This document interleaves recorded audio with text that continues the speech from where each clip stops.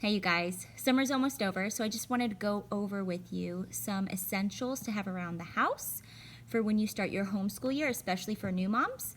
And I'm not going to really cover your everyday supplies like construction paper, glue, scissors, whatever is age appropriate and what your curriculum might need. Some curriculums actually might include a lot of material and supplies. So depends on your curriculum and your child's age. But I guess just after you plan out your curriculum, go ahead and go over some materials you might and supplies you might want to have on hand for at least the first month of school. Okay, but I want to talk about more used items, I guess. And the most important thing I'm going to save for last, and it's the most important thing that will set you up for success this school year. Now, the first thing is you'll need binders for your kids' portfolios. I recommend at least, if not more, 2-inch binders for each semester for your child. What I do is I separate it by the subject, and I keep a 3-ring hole punch, which is something else you'll need, in an easy access spot. So as soon as they're done, I can hole punch it and put it in the binder in the correct spot. Or you can have a finished work bin that they put their work in, and you can, at the end of the day or the end of the week, hole punch and put it in for them. Or maybe they're old enough and they can put it in their portfolios themselves. Just depends on how much responsibility you want to give them and how old they are. So it's really important, especially if you're doing portfolio reviews, to have that. I wouldn't wait until 5 days before your portfolio review to go through the finished work bin and put it all together, because that can be a little stressful. I know from experience. So I highly recommend having some kind of system where you can hole punch it and put it away on a regular basis. Let's see, what's next? Laminator.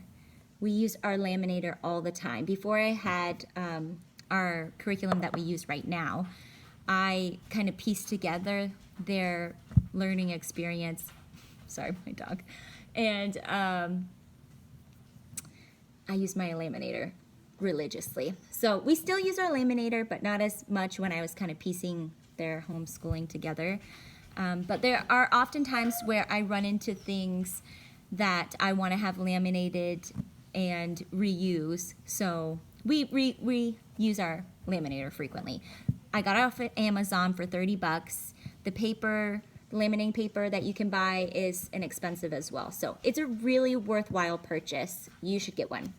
Let's see, a dry erase board or a chalkboard, whatever you're into.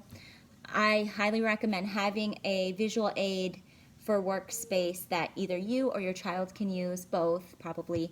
I find sometimes when I'm explaining something, if I can't write it out, I have a hard time explaining it, or they have a hard time visualizing it. So it's really helpful to have a dry erase board. You don't have to have a giant one that goes on your wall. You can get them off of Amazon inexpensively, and you can put it on an easel or even just lean it up against the wall or a chair while you're using it, and then put it away under a bed or behind a door when you don't use it. Some people use their dining rooms for homeschooling, and you can't put a giant dry erase board on the wall in your dining room. So many options that you can do. Don't say no to it unless you've thought about, brainstormed other ways you can make it happen. It's really helpful to have that. We really enjoy using our dry erase board. Okay, so now for the big thing. The most important thing that's going to set you up for success for your school year is having a plan. It doesn't have to take long to make a plan. You just have to have a good system to develop your plan and implement it. So what I use is a homeschool planner. Very simple and easy to plan out my semester. I don't normally do the whole year all together at once because I kind of am flexible with how the next semester is going to go. I see what's working well, and then I'll change it around to make it fit our lifestyle better if I need to. So I get my planner from thisreadingmama.com. You can go to her website directly, or you can go to Teachers Pay Teachers and purchase it. It's inexpensive. It's maybe a little over $10, and once you buy it the first time, you'll have access to it for the upcoming years. They will just updates the year and fixes the whole calendar for the new year, which is a lot of fun. So I just downloaded this and didn't have to pay any more for this school year. And she even has little tabbies that you can, I laminated them, see laminator, and I just taped them to pages because I'm just cheap like that. This is what I like to do the cheap way. So at the front of it, it'll have areas where you can write down goals and ideas for the year. There's even a spot where you can compare curriculums, and a spot where you can write down your decision for the curriculum you're going to use, organizing and planning your year for field trips and books you want to read aloud, and there's empty spots for you to have your own ideas. Then it has a spot where you kind of an overview plan by each month. And all of these will help you at least brainstorm. You might not even use how you've brainstormed in here, but just having a big visual of an outline of what you want to do is going to help you so much. At a glance for a daily routine. I don't really use this spot, but it does it did the first year. It helped me out a lot. A spot where you can track grades and goals that you have, how they're being accomplished, attendance, and then it breaks down by the month. Here, I just wanted to show you. At a glance for the month, then it breaks the month down like this into the weeks where you can put notes for each week for plans you have, and then some notes for the whole month, and then it breaks it down into the week. For the week, and then each day in the week. She has a spot here so you can put the subjects or your child's names if you have lots of children, and it's easier to organize by the child. Yeah, so this works wonders. It helps me stay accountable and not give up on a day. So say if I didn't have an idea of what I wanted to do for that week, that whole week could just go down the drain because this helps me stay accountable. It helps me make sure I don't fall through the cracks and get lazy, because we're human beings and we're gonna mess up some weeks and want to just like, oh, I don't really want to do it this week.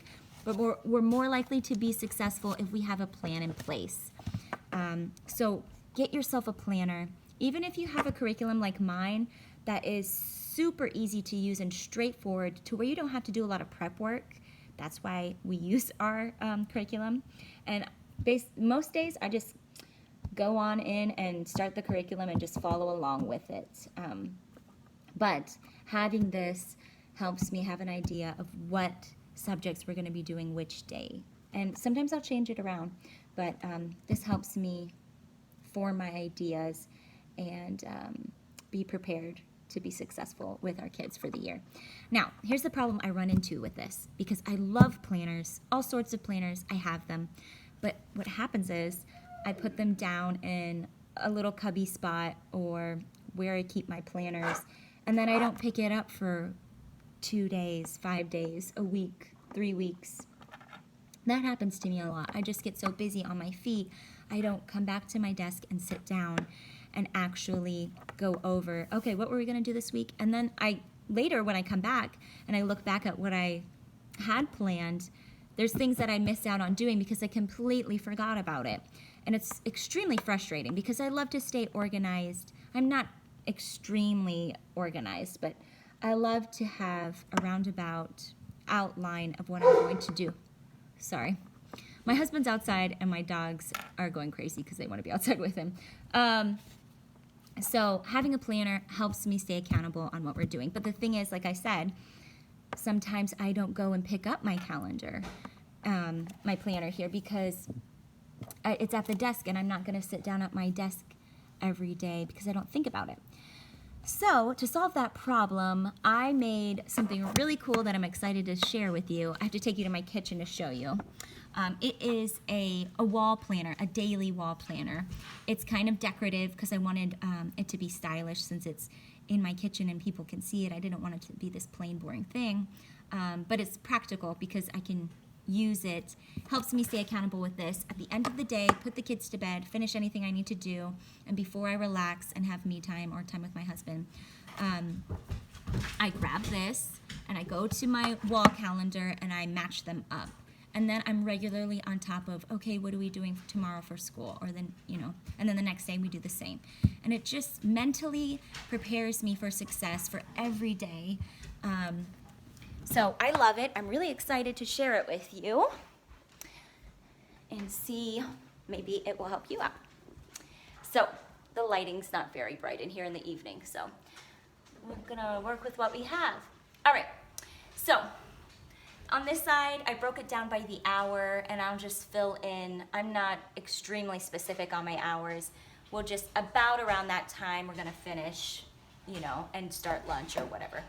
And then I have this area, there's spots for 4 individuals.